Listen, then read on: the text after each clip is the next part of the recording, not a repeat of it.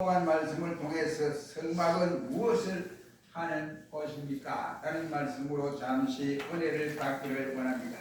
하나님의 성막이 대간들 어떤 것이냐 하는 것은 우리가 서론적으로 우리가 오늘까지 몇 차례 말씀을 드린 일이 있습니다. 이 시간에는 하나님의 성막은 무엇으로 하는 것인가, 무엇을 하는 것인가 하는 말씀을 통해서 오늘 생각하여 은혜를 받기를 원합니다. 하나님의 성막은 첫째로 하나님께 예배를 드리는 장소가 바로 성막이다 라고 할 수가 있습니다. 이스라엘 백성들은 어느 누구를 방문하고 예루살렘 성전이 지어지기 전까지는 이 성막에서 예배를 드리곤 했습니다.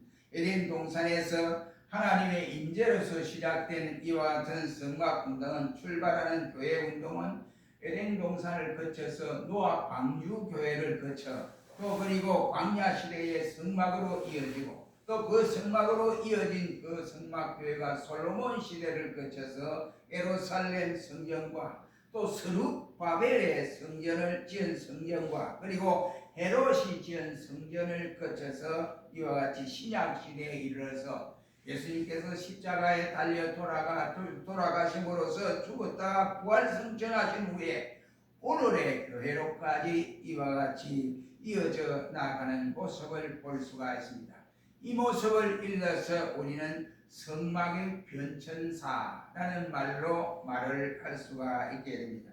성막의 변천사는 구체적으로 무성전 시대를 맞을 때가 있었는데, 이거는 예루살렘 교회가 있기 전에 바로 에덴 동산에서 일어났던 성전 운동입니다. 이 에덴 동산에는 이와 같이 어떤 물체나 아니면 건물이 있어서 예배를 드리는 것이 아니고, 건물이 없어 아무것도 없는 상태에서 아담이 하나님 앞에 제물을 바쳐 드렸던 모습을 볼 수가 있게 됩니다.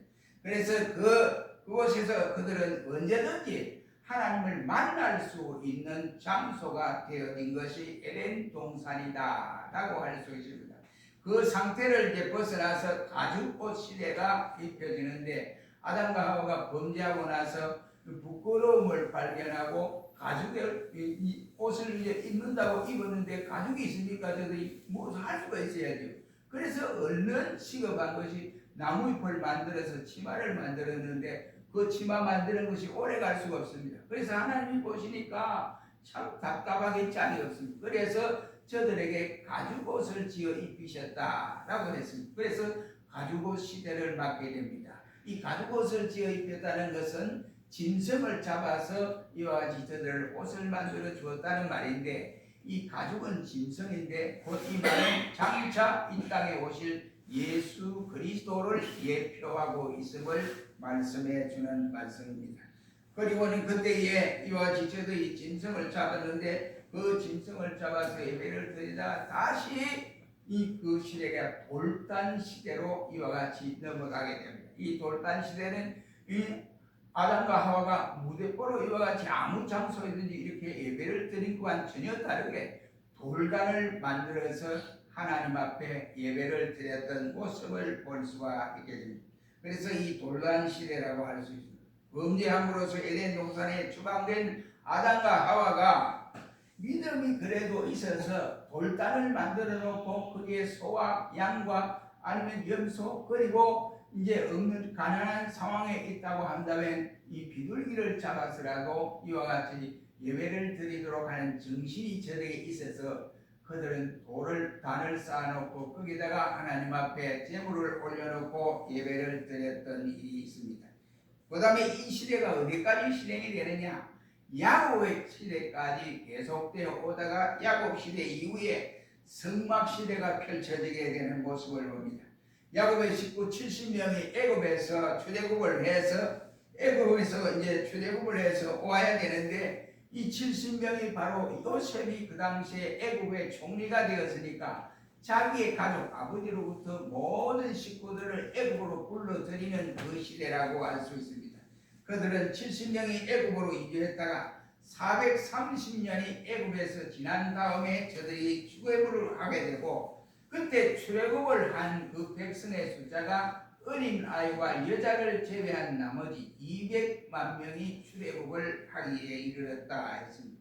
이때가 바로 BC 1445년의 시대였습니다. 그들은 출애굽을 하여 시내가 산까지 오게 되었습니다. 이때 하나님은 시내산에서 모세를 부르시고 그에게 성막의 제도를 말씀하시고 저들이 광야에서 성막을 지어서 성막 중심으로 살아가도록 하나님께서 그렇게 허락하신 시대가 바로 성막시대다라고 할 수 있습니다. 그리고 성막시대를 지나서 장막시대로 이어지는데 그것은 곧 저들이 요단강을 건너서 이스라엘 백성들이 가나안에 들어가기 위한 이와 같은 상황인데 그 백성들은 가난한 한 사람이 이 인도 없는 이와 같이 조용한 장소를 선택해서 장막을 쳐서 이와 같이 했습니다. 그곳엔 또 무덤이 없는 그런 장소를 선택해서 성지로 삼아서 일을 했습니다. 저들은 또 길갈에서 그동안 광야 생활을 지키지 못한 율법 그리고 할례를 행하게 되었고 또 그곳에서 장막을 치게 되었습니다. 저들은 진을 지기 전에 먼저 하나님 앞에 이와 같이 먼저 상징적인 성막을 짓는 것이 첫 번째 순서라고 생각을 하고 그렇게 했던 모습을 볼 수 있습니다. 그 후에 길갈에서 32km 떨어진 실로의 장막을 이와 같이 옮겼다라고 성경은 말을 하고 있습니다. 이 장막은 텐트용이 아닌 건물형으로 바뀌어지는 모습을 볼 수가 있게 됩니다. 그러므로 이때의 제사장이 누구냐? 엘리 제사장이 맡아서 제사를 모든 것을 주관했던 모습을 볼 수 있습니다. 이때 엘리의 제사장은 바로 나이가 대단히 많았습니다. 98세가 되니까 이 너무 상당히 많은 나이에 있으니까 이 관리가 제대로 되지 못했습니다. 엘리의 실패가 바로 세 가지 관리를 잘못해서 실패가 일어났는데 그 세 가지 가운데 첫 번째가 자녀 관리를 잘못했다라고 하는 사실을 볼 수 있습니다. 그의 자녀는 홈리와 비누아스인데 우리 성경은 그들의 말하기를 불량자라는 말로 표현을 하고 있습니다. 이 불량자란 말은 쉽게 말하면 배교자라는 말이 되겠습니다. 이것은 제사장의 아들로서 하나님을 알지도 아니했고 하나님을 두려워하지도 아니했다라는 말을 할 수 있습니다. 저들은 이와 살코기를 삶은 그 고기가 바로 저들의 기름은 다시 끄자면서 기름은 따로 분리해서 바로 번제단에 불태워버리고 살코기는 삶아서 제사장과 그리고 제주의 목으로 나누어 주도록 율법에 규정되어 있습니다. 그런데도 홈리와 비너스는 이와 같이 고기를 삶는 쪽쪽 갈고리에 던져서 가마솥에 갈고리를 넣어서 잡히는 대로 전부 자기 것으로 다 끌고 가버렸던 이러한 시대가 되어졌습니다. 이때 엘리 제사장이 그것을 만류를 하고 자녀들에게 고치라고 야단을 치든지 이렇게 해야 되는데 뭐를 가야 되는데 그냥 방치해 두었다 이러면 그래서 많은 사람들이 너희 행동이 이상한 행동을 하고 있다 이 소리를 내가 들었다 이 말만 하고 자식들에게 어떤 제재를 가하지도 아니했습니다. 그것이 실패입니다. 두 번째 엘리의 실패는 성전 상한 관리를 잘못했다는 사실. 사무엘상 2장 13절로 17절 말씀에 나타나 있습니다. 당시 화목 제물을 이와 같이 드리는 데 있어서 이와 같이 제사장의 무공과 제주가 가지고 갈 고기를 자기들 마음대로 이와 같이 가지고 가버린 이런 상황이 벌어지게 되었습니다. 그래서 엘리 제사장은 성전의 이와 같은 관리를 잘못했다 이것입니다. 그다음 세 번째는 엘리 제사장 자신의 영성 관리를 잘못했음을 볼 수가 있게 되어집니다. 나이가 98세이기 때문에 기도하기에 힘이 또 붙이고 여러 가지로 어렵습니다. 그래서 제사장 식물을 감당하기에는 역부족한 상태에 이르렀습니다. 이 영적으로 약화될 때 그는 점점 약하여져 갔다라고 사무엘상 3장 1절은 밝혀지고 있습니다.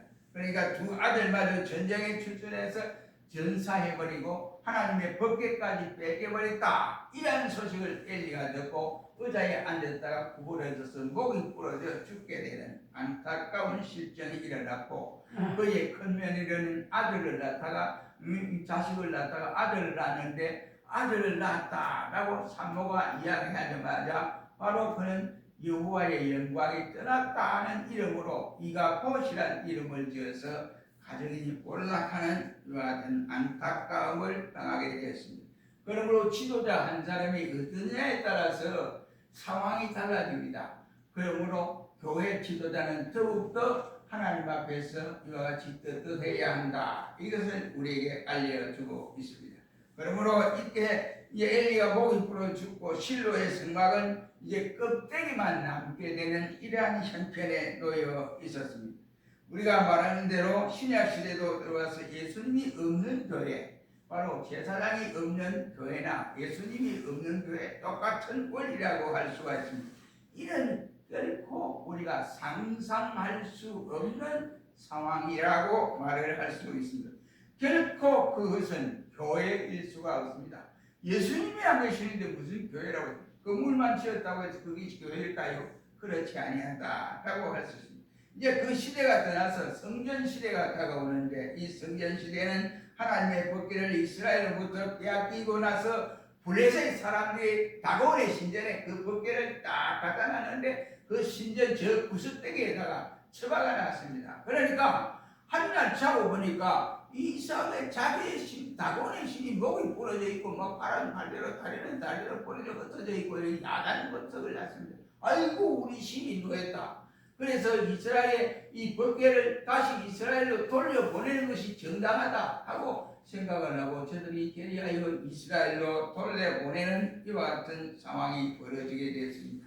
법궤는 경배의 대상이 이와 같이 되지 보관의 대상은 아니다는 사실을 보여줍니다. 법궤의 이동 경로는 아사도드로부터 시작하여 법궤가 옮겨지고, 그리고 저들의 이 법궤가 에그론으로 옮겨지고, 또 에그론에서 또 기럇 야림으로 옮겨지는 모습을 볼 수가 있습니다. 법궤가 옮겨지는 곳곳마다 그의 상황이 다 다릅니다만, 그것을 오늘 생각하고 말씀을 드리면 시간이 상당히 많이 지체될 것이고, 그냥 어디로 갔다 하는 것만은 대충 말씀을 하고 넘어가도록 하겠습니다. 그래서 이 시대를 거쳐서 이제는 법궤가 이제 방치되는데, 이 법궤가 방치된 기간이 20년이라는 기간이 흘렀습니다. 그래서 다윗이 자기가 왕이 되고 나서 가만히 생각하니 자기는 왕궁에서 너무나 호화로이 사는데 하나님의 법궤가 방치되어 20년 동안 저렇게 이와 같이 방치돼서 안 되겠다 싶어서 그 법궤를 이제 옮기는 과정이 되는 모습을 봅니다. 그래서 법궤를 옮길 때 새 수레에 이와 같이 법궤를 싣고 그 법궤를 우리가 잘 아는 우사, 그리고 이와 같이 우사를 비롯해서 그의 두 사람이 함께 우사와 더불어 법궤를 옮기게 됐습니다. 그런데 다곤의 다장마당에 이르러서 갑자기 작은 소가 펄쩍펄쩍 뛰자 법궤가 미끄러져 떨어지는 순간에 급한 나머지 우사가 법궤에 손을 댔다가 그 자리에서 즉사하는 사건이 벌어졌습니다. 이때에 바로 다윗이 찬양대를 조직하고 법궤가 예루살렘 다윗성에 들어온다고 하는 게 너무나 기쁘고 즐거워서 찬양대를 조직한 것이 300명입니다. 그리고 많은 백성들이 법궤를 들어오는데 환송을 하는 이런 장면이 일어났는데, 갑자기 우사가 법궤를 만들어 죽어버렸으니까 완전히 창문을 끊어야 되는 이런 상황에 접어들었습니다. 그러니까 백성들이 법궤를 가까이 하려고도 하지 않고 겁이 나서 이러지도 못하고 저러지도 못하는 상황에 접어들었을 때, 다윗은 하나님 앞에 왜 법궤를 옮기는 과정에서 이런 일이 생겼느냐 하고 궁에 들어가 하나님 앞에 기도하고 법궤를 바로 아비나답의 집으로 옮겨갔습니다. 그래서 3개월 동안 그곳에 있으면서 아비나답의 집에서 축복을 받는 이러한 역사가 일어난, 그때에 다윗이 생각하기를 이게 잘못됐구나. 법궤를 옮기는데 내 마음대로 내 감정대로 옮길 것이 아니라 법궤를 옮기는 방법대로 옮겨야 한다는 것을 깨닫고 하나님 앞에 예배하고, 그 법궤는 제사장들이 채에 끼어서 메고 와야 하는데 그러지 못했다 하는 것을 깨닫게 되는 모습을 볼 수가 있습니다. 그래서 시대에 따라, 시대의 흐름에 따라서 다윗의 때는 법궤만 장막에 옮겨서 하나님을 섬기며 생활했다가 솔로몬 시대에 와서 성전을 건축하게 됐습니다. 그 후에 예루살렘 모리아산 위치에 세워진 이 성전 솔로몬 성전이 되는데, 이때 BC 586년에 유다의 멸망과 함께 예루살렘 성전은 무너져 버리고 말았습니다. 그래서 포로에 돌아온 백성들이 다시 성전을 재건한 성전이 바로 우리가 잘 아는 스룹바벨 성전이라고 할 수가 있습니다. 그때 BC 22년부터 헤롯이 유대인의 완성을 쌓기 위해서 36년간에 거쳐서 예루살렘 성전을 지어주었던 일이 있었습니다. 그러다가 결국은 AD 70년 로마에 의해서 티토 장군이 예루살렘에 침공해 옴으로써 예루살렘 성전을 회파해버리고 예루살렘에 있는 이 성전에 사용하는 모든 기구들을 바벨론으로 가져가서 술잔으로 쓰게 되고 술을 안주에 담는 그릇으로 사용하게 되어졌습니다. 비극의 역사가 이렇게 이루어지고 말았습니다. 이 말씀은 예수님이 평소에 제자들에게 하신 말씀대로 이루어졌습니다. 돌 하나도 돌 위에 쌓여지지 아니하다가 3일 만에 내가 다시 건축하리라 라고 하신 이 말씀이 바로 이것을 말씀을 하고 예수님 자신이 앞으로 되어져야 할 일들을 예언하신 말씀이라고 할 수 있습니다. 이제는 성전에서 짐승을 잡아서 예배를 드리는 이런 일은 없어지게 되었다, 이런 말이 되겠습니다. 그러므로 예수님이 십자가에 죽으시고 부활하신 이후에 예수님 자신께서 육신의 성전이라고 하는 사실을 깨닫게 되었고, 이제는 바로 눈에 보이는 건물 성전이 아니라 하나님이 임재하시는 장소, 바로 성도의 몸을 바로 성전이라는 말로 표현하고 있습니다. 그리고는 세마포 시대를 거쳐서 교회에서 하나님을 만났던 이들은 예수님이 이 땅에 재림하실 그때 모두가 예수님의 보혈로 입혀주신 새 마포를 입고 예수님을 만나게 되는 이와 같은 모습이 바로 성전에 이루어지는 연천사라고 말을 할 수 있습니다. 왜 성전은 뭐하는 곳이냐? 바로 예배를 드리는 곳이다, 이런 말. 그래서 오늘의 성전의 교회도 예배를 드리는 장소가 바로 교회다, 이런 말이 되겠습니다. 두 번째는 이 성막은 뭐하는 곳이냐? 하나님께서 죄인을 만나주시는 장소라고 말을 할 수가 있습니다. 죄인은 어느 누구든지 하나님을 만날 수가 없습니다. 왜 그러냐? 하나님은 죄가 없으신 분이기 때문에 죄인이 감히 하나님을 만났다, 하나님을 보았다 이러면 유대인들은 자기는 죽는 줄로 이렇게 알고 있었습니다. 그것은 이사야 6장 말씀에 보면 이사야가 고백하기를 이사야 6장 5절에 나는 망하게 되었도다. 하나님을 배울 수 없는데 내가 하나님을 배웠으니 나는 죽게 되었노라 라고 고백한 것을 보아서 알 수가 있게 됩니다. 그는 입술이 부정한 자요 백성 중에 거하면서 만군의 여호와 하나님을 내가 보았습니다 라고 말씀을 하고 있습니다. 어떻게 하나님을 보았느냐? 그는 성전에서 기도를 하다가 내가 사람을 보내야 하는데 누구를 보낼꼬 하는데 보낼 사람이 없었습니다. 그래서 누구를 보낼꼬 하나님이 그럴 때 이사야가 나를 보내주시옵소서, 내가 가겠습니다 하고 그때 하나님을 배웠는데 돌아서서 이사야는 내가 하나님을 배웠으니 나는 죽을 수밖에 없다 라고 하는 이 고백을 하기에 이르렀습니다. 하나님은 거룩하시고 완전하신 분이기 때문에 하나님은 영광으로 충만하시고 또 완전하신 분이십니다. 하나님은 또한 영광으로 충만하시며 죄는 조금도 없기 때문에 죄 많은 인간이 하나님을 만날 수도 없고 또 하나님을 어찌해서 도울 수도 없는 이러한 상황에 있었습니다. 그런데 그러한 인간을 하나님이 직접 오셔서 만나 주셨다는 것입니다. 뭘 통해서? 성전을 통해서 만나주는 장소로 하나님이 이렇게 역사해 주었습니다. 우리가 이 캄캄한 지하실에 있다가 밖에 나오면 이 눈이 어두워서 잘 보이지 않습니다. 한동안 잘 안 보여요. 그러면 우리의 눈에 지금 눈앞에 있는 햇빛이 없어서 뭐 사물이 안 보입니까? 그게 아니죠. 햇빛은 있는데도 우리 눈이 밝지 않아서 갑자기 어두운 데서 밝은 데로 오니까 이 망막이 조절이 되지 않아서 안 보일 뿐이라 이란 말이 되겠습니다. 그러므로 죄인이 죄가 없으신 거룩하고 영광스러운 충만한 하나님을 배울 수가 없는 것이 바로 인간이다 이 말이에요. 우리가 여러분들은 밖에서 죄를 짓고 돌아와서 집에 돌아와서 어린아이가 섹섹거리며 노는 눈동자를 보고 뜨뜻하게 쳐다보고 죄 안 지었냐 그렇게 양심을 딱 접어버리고 그렇게 행동할 사람이 누가 있겠습니까? 비록 죄를 지어놓고도 그 순진한 아이의 눈빛을 보면 내가 오늘 이렇게 해서 잘못했구나 하는 것을 느낄 수가 있게 됩니다. 양심이 있다면 우리가 느끼게 될 것이고 양심마저 없다는 부끄러운 줄도 모르는 화인 맞은 양심을 가진 것입니다. 이처럼 죄인은 하나님을 만날 수가 없으니 그 하나님이 죄인을 찾아오셔서 만나 주시는 장소가 바로 성막이다. 하나님의 교회다. 이런 말. 저 구름기둥과 불기둥이 하나님의 인재를 나타내고 있듯이 그 불기둥과 구름기둥이 성막 위에 덮고 있을 때 저들이 장막 생활에서 꼼짝하지 아니하고 그냥 장막 생활에서 그대로 생활을 했습니다.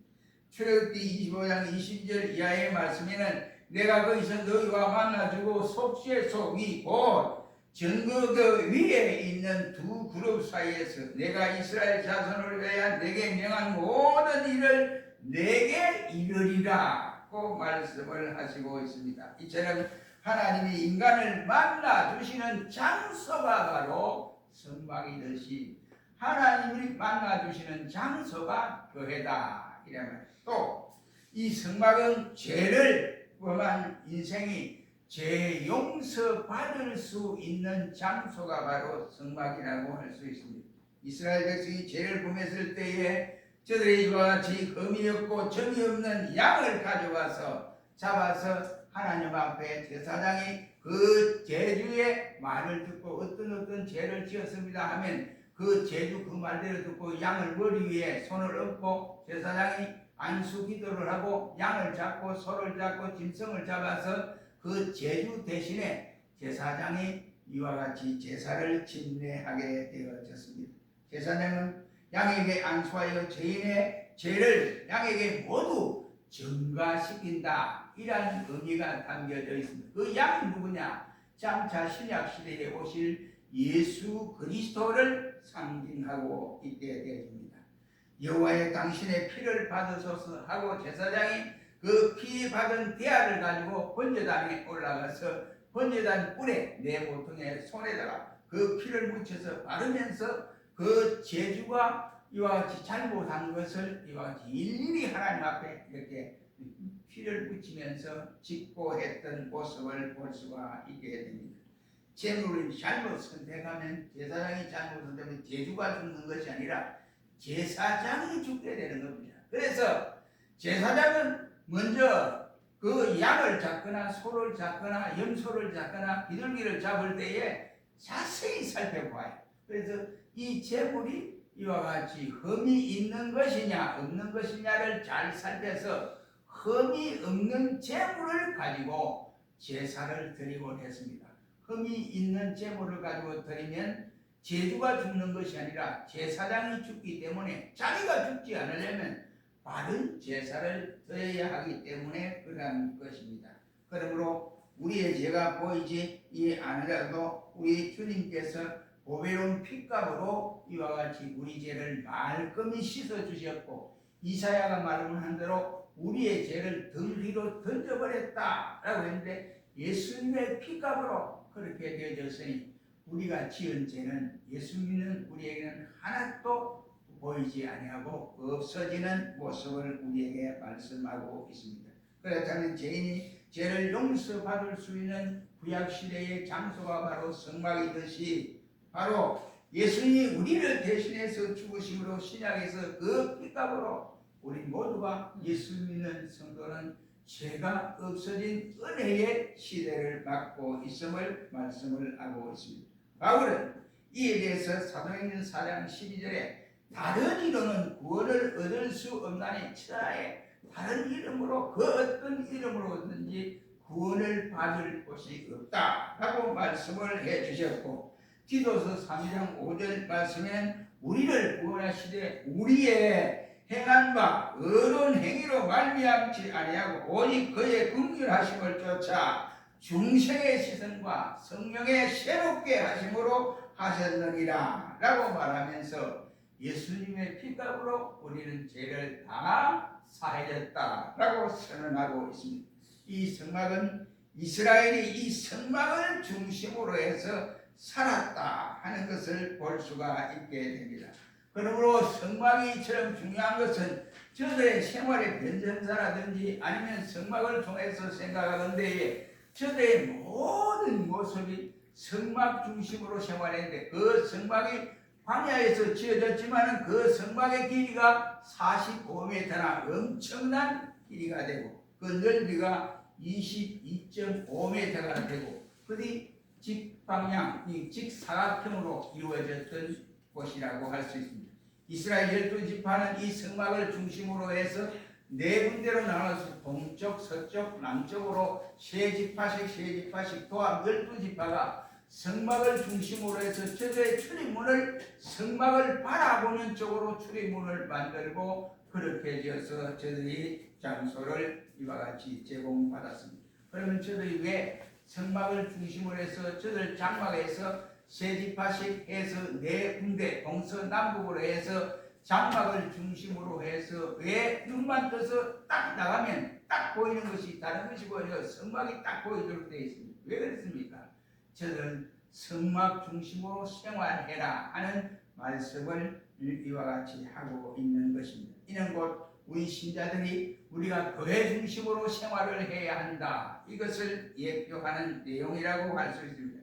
성막은 고귀한 진리가 담겨져 있는 것이 바로 성막입니다.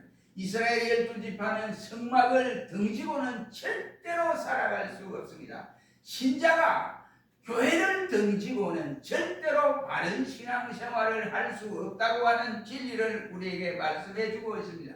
그러므로 우리는 하나님 앞에 날마다 교회를 통한 선민의식을 가지고 살아가야 할 것을 말씀하고 있게 됩니다. 우리가 교회를 떠난 사람들에 보면 여러 가지로 어려움을 당하는 사람이 엄청나게 많습니다. 어떤 분이 미국으로 갔다가 이와 같이 병원을 경영하는데 돈을 잘 벌고 미국에 땅을 사고 이러다가 아주 두 아들이 허버드 대학 다니는데 큰 아들은 의대, 그 다음에 작은 아들은 법대. 그래가지고 이 아들이 이제 아버지 우리가 이 좋은 학교 다니니까 학교 가기도 멀고 이러니까 차를 한 대 사주십시오. 스포츠카를 사주십시오. 형님하고 내가 같은 학교니까 같이 하나만 있으면 타고 다닐 수 있습니다. 그래 사줬어요. 돈이 많아요. 이 친구가 아버지가 교회를 안 나오는 거예요. 병원을 하다 보니 바쁘죠. 그러니까 목사님이 신방을 할 때 예 목사님 가겠습니다. 다음 주에 꼭 가겠습니다. 그래 또 안 가는 거예요.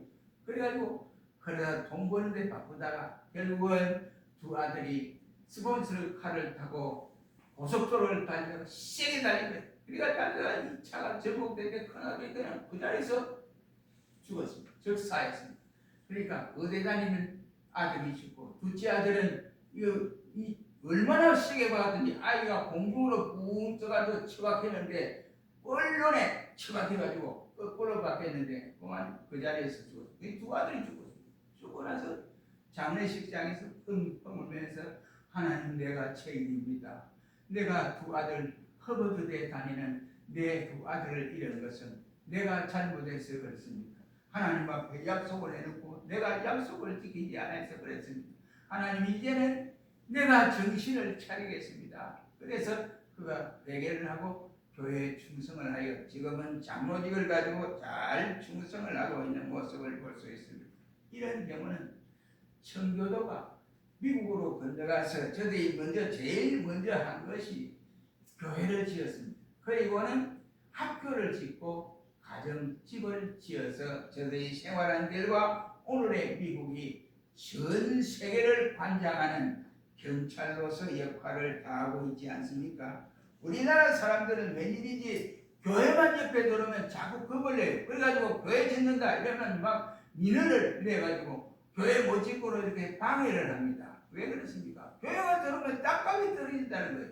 그래서 미국과는 전혀 다른 이와 같은 모습을 보이고 있는 모습을 봅니다. 그래서 교회 주위에도 이사를 오지 않겠다, 이러한 풍조가 생기게 됩니다. 그러나 강대국은 절대로 그렇지 않습니다.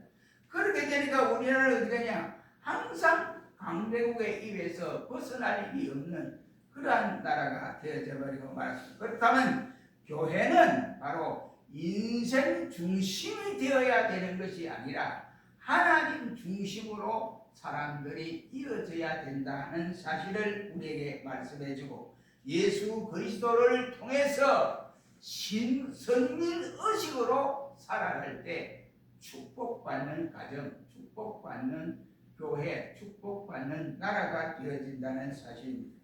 교회를 향하여 등을 돌리지 말고 항상 교회와 가까워지라는 내용이 되겠습니다. 여러분, 민수기 2장 1절로 3절 말씀에 보면 거기에 나오는 것이 바로 단어가 좀 이상한 단어가 나오는데, 기라는 것, 그 다음에 기호, 그리고 진을치대라는 군대에 사용하는 용어를 사용하고 있습니다. 이는 곧 우리 그리스도인들은 무엇을 말하느냐, 바로 신자는 여기에 성막을 중심으로 해서 전쟁에 나간 군인의 자세로 임해야 한다는 사실을 깨닫게 됩니다.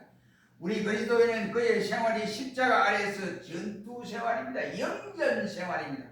이 영혼 전쟁은 하루 이틀 끝나는 것이 아니고 우리가 주님 앞에 가는 그 순간까지 시작을 해야 됩니다. 그래서 바울은 에베소 6장 1절 말씀에 십자가의 군사다 라고 우리에게 이때 말을 하고 있습니다. 군사가 누구와 더불어 싸우느냐, 죄와 더불어 싸우되 피 흘리기까지 싸워야 한다고 히브리서 4장 1절은 말씀을 하고 있습니다. 그리고 저는 하나님의 전신갑주를 입고 마귀와 더불어 싸워 생활을 해서 승리를 해라 라고 말씀을 합니다. 싸움이 없이는 성패자가 있을 수가 없습니다. 성패가 없이는 소유를 가진 소유권자가 없게 되어집니다. 싸워서 이기는 생활이 그리스도인의 생활이라고 할 수 있습니다. 그렇다면 이웃과 형제와 가족을 위해서 싸움을 하는 것이 아니라 영적인 싸움을 해야 한다. 그래서 우리는 항상 영전에서 실패자가 되지 말고 승리자가 될 것을 말씀하고 있습니다. 또 이스라엘 백성이 성막을 중심으로 해서 성막을 보고 진을 치고 살았듯이 바로 하나의, 이것은 하나님의 교회가 하나의 공동체임을 말씀해 주는 내용이라고 할 수 있습니다. 오늘날 교회는 하나의 공동체입니다. 교회가 공동체 의식이 깨어져 버리면 방향을 잃은 배와 같이 되어져 버리게 됩니다. 여러분, 제가 이유를 들어서는 큰 신문을 한 장 펴놔놓고 그 위에 한 3사람, 4사람 정도 한번 써보세요 하면 딱 써요. 근데 사람은 또 내려놓고 그것을 반을 접어가지고 또 3사람 써보세요 하면 또 쓰기가 좀 좁습니다. 그래서 또 접고 자꾸 접어가 보면 나중엔 작아서 혼자 서기도 힘드는 상황에 이르게 될 수가 있다는 말이 되겠습니다. 그러므로 이와 같이 우리 성도 역시도 이처럼 이와 같이 교회는 힘들어도 우리 함께 공동체 생활을 이어갈 수 있어야 한다, 이것을 교훈하고 있습니다. 이스라엘 백성들은 어느 한 지파가 어떤 나라의 침공을 당하면 가만히 있지 않습니다. 그래서 다른 지파들이 함께 그들이 가서 전쟁에서 이와 같이 도와주는 이러한 경우들이 대단히 많습니다. 그러므로 저들의 생활이 바로 그러한 생활 철학을 가지고 있어서 12지파가 똘똘 뭉치는 모습을 볼 수가 있습니다. 이것이 바로 공동체라고 하는 내용이라고 할 수 있습니다. 이처럼 교회는 예수 안에서 하나의 공동체를 이루어 가야 한다, 이 말이에요. 교회 안에서 공동체가 깨어지는 이유는 마귀 역사가 일어나기 때문에 그렇습니다. 목사가 장로를 비방하고, 장로가 목사를 비방하고, 군사가 목사를 비방하고, 장로를 비방하고, 교회에서 파당이 일어나는 이것은 교회 운동이 아니라 바로 마귀 사탄의 운동입니다. 공동체를 깨기 위한 사탄의 전술 전략이다, 이런 말. 그러므로 교회는 절대로 공동체가 깨어져서는 아니 될 것을 우리에게 말씀하여 주고 있습니다. 결론을 뵙겠습니다. 하나님의 백성은 항상 구약에는 성막을 중심으로 해서 살아갔듯이 신약에는 교회를 중심해서 살아가야 할 것이 우리 신자가 해야 할 일. 그 이유는 우리는 하나님의 선민의 백성이기 때문에 하나님의 지시만 받고 살아가야 할 의무가 있기 때문에 그렇습니다. 그렇다면 우리는 그 하나님만 바라보고 하나님이 우리에게 요구하시는 뜻이 무엇인지를 잘 분별해서 따라가야 할 것을 교훈할 수 있고, 두 번째는 임전무태의 생활을 해야 됩니다. 군인의 정신으로 십자가의 분명다운 정신으로 살아가라 이런 말이에요. 세 번째는 교회는 하나의 공동체적 인식을 가지지 아니하면, 공동체가 깨어지면 교회는 사탄의 밥이 되고 만다. 그러므로 교회가 공동체가 깨어지는 그 요인이 뭔가를 자세히 살펴보고 그것의 주역이 내 때문에 공동체가 되어지냐, 그러면 자기 주장을 포기하고 살아가야 됩니다. 그리할 때 하나님이 함께하는 진정한 교회 운동이 이루어질 수 있습니다. 우리는 교회 운동을 해야 하는 신약시대의 모든 성도들이라고 할 수 있습니다. 그러므로 우리가 하나님이 원하는 공동체가 깨어지거나 파괴되는 일은 하나님 나라를 건설하는 일에 있어서 파괴하는 일입니다. 우리 모두 공동체 생활을 잘 감당하여 하나님의 교회 운동을 잘 이끌어가는 종들이 되시기를 주의 이름으로 축원합니다. 기도하겠습니다.